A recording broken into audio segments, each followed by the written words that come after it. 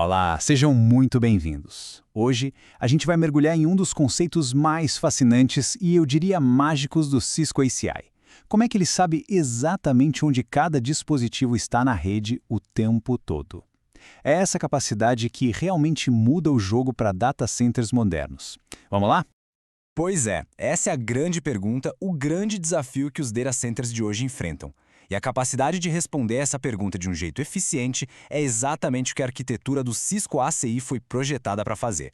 A resposta, como a gente vai ver, está num jeito completamente novo de aprender.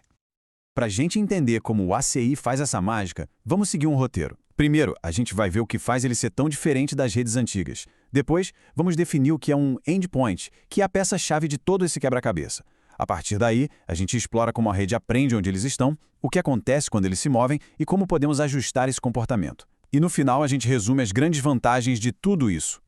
Certo? Vamos para o nosso primeiro ponto. A grande sacada por trás do ACI é deixar para trás a complexidade do passado. Em vez de ficar gerenciando um monte de tabelas e protocolos que nem conversam direito entre si, o ACI foi pensado para ter uma única fonte da verdade sobre tudo o que acontece na rede. E aqui a gente consegue ver essa simplificação de um jeito bem claro. Nas redes antigas, para um pacote chegar onde precisava, o sistema tinha que consultar até 3 tabelas diferentes. Era uma burocracia. O AC, ele joga tudo isso fora e consolida as informações em uma única e poderosa tabela de endpoints. Isso não é só para deixar as coisas mais organizadas, não. É a base que permite que a rede seja muito mais rápida e escalável. Então a gente chega no ponto central. O que é exatamente um endpoint nesse novo mundo do ACI? É o conceito que chega para substituir aquelas ideias antigas de entradas MAC ou ERP, tudo de forma isolada. Pensem num endpoint no ACI como se fosse a identidade completa de um dispositivo. A rede não vê só o endereço físico, o MAC, ou só o endereço lógico, o IP, separados. Ela combina os dois, e essa visão unificada é o que permite que a rede tome decisões muito mais inteligentes sobre o tráfego. Isso nos leva a uma mudança enorme. Em vez de ficar o tempo todo mandando broadcasts de ARP, aquela pergunta clássica de quem tem este IP, o ACI fica só observando o tráfego que já está passando pela rede. Ele aprende quem são os dispositivos e onde eles estão, simplesmente ouvindo as conversas. Isso diminui drasticamente o ruído na rede e deixa o processo de descoberta muito mais eficiente. Agora que a gente já sabe o que é um endpoint, vamos ver como o Fabric aprende sobre eles. Existem 2 tipos principais de aprendizado, e a diferença entre eles é fundamental para entender por que o ACI consegue escalar tanto. Vamos pensar assim. O endpoint local é um fato. É uma informação que um switch leaf conhece em primeira mão porque o dispositivo está literalmente ligado nele. Já o endpoint remoto é uma informação em cache. É tipo uma dica útil que um leaf aprendeu sobre um dispositivo que está em outro lugar do Fabric. O conhecimento local é a verdade absoluta, o conhecimento remoto é um atalho. Certo, mas onde essa verdade absoluta fica armazenada? Ela fica centralizada nos switches Spine, em um banco de dados chamado COOP. Pensem no COOP como o cérebro da rede, ou, se preferirem, a lista telefônica central de todo mundo. Cada switch leaf reporta aos dispositivos que ele conhece diretamente para o COOP, que mantém esse mapa mestre de tudo e de todos. Então, o fluxo é mais ou menos assim. Primeiro, um dispositivo se conecta e o switch leaf local aprende sobre ele. É o aprendizado local. Segundo, esse leaf avisa o COOP lá nos spines. E por fim, se o outro leaf precisar falar com esse dispositivo, ele vai aprender a localização a partir do próprio tráfego e criar uma entrada remota em cache. Isso é o que chamamos de aprendizado conversacional, porque os leafs só aprendem sobre os endpoints com quem eles estão de fato conversando. Resumindo as diferenças, fica bem claro.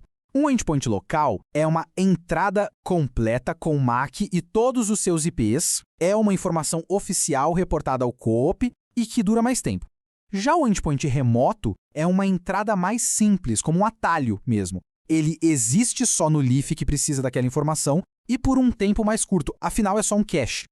Ok, tudo isso é ótimo para dispositivos que ficam parados, mas o verdadeiro poder do AVC aparece quando as coisas começam a se mover, como na migração de uma máquina virtual. Como é que o Fabric lida com isso de forma rápida e eficiente? O processo é incrivelmente inteligente. Quando a máquina virtual aparece lá no Leaf 4, ele avisa o COOP. O COOP, que é o nosso diretório central, percebe a mudança e avisa o Leaf 2, o antigo lar da VM. O Leaf 2, então, cria o que a gente chama de Bounce Entry. Pense nisso como um aviso de mudança de endereço. Se algum tráfego chegar no lugar antigo, essa entrada imediatamente redireciona o pacote para o novo local, garantindo que nada se perca no caminho.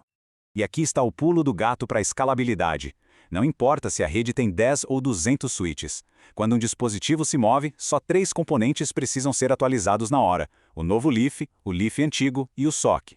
Agora imagina a alternativa, ter que notificar todos os 200 switches ao mesmo tempo. O ACI evita essa tempestade de atualizações, permitindo que os outros switches aprendam a nova localização de forma orgânica só quando precisarem.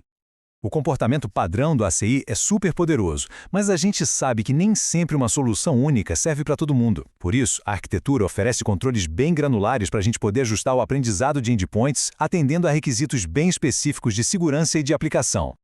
Para a segurança, por exemplo, a gente pode dizer para o fabricante ser mais rigoroso. A opção limitar aprendizado de IP à subrede é como dizer, olha, nesta vizinhança só aceito endereços que pertencem a ela. Já a verificação de subrede é ainda mais forte, aplicando essa regra para a cidade inteira, o que ajuda a barrar dispositivos com IPs falsos ou mal configurados em qualquer lugar da rede.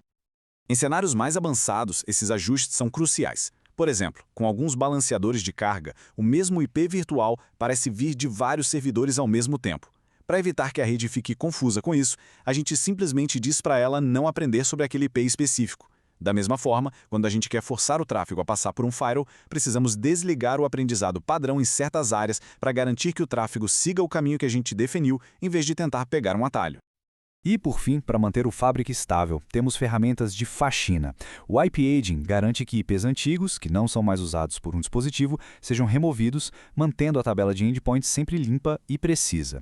E o controle de IP Rogue funciona como um vigia, identificando endpoints instáveis que ficam pulando de uma porta para outra e colocando eles de castigo temporariamente para não desestabilizar a rede toda. Bom, quando a gente junta todas essas peças, a gente começa a ter uma imagem bem clara do porquê a abordagem do ACI para o aprendizado de endpoints é tão transformadora.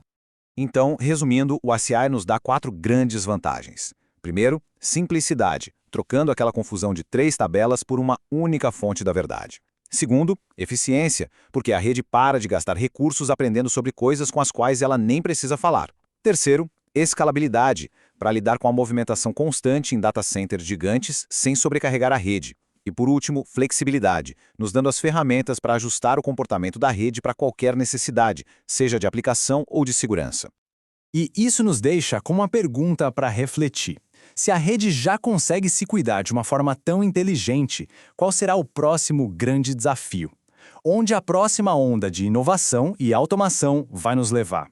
A base, como vimos, já está construída. E o futuro dos data centers parece ser ainda mais interessante.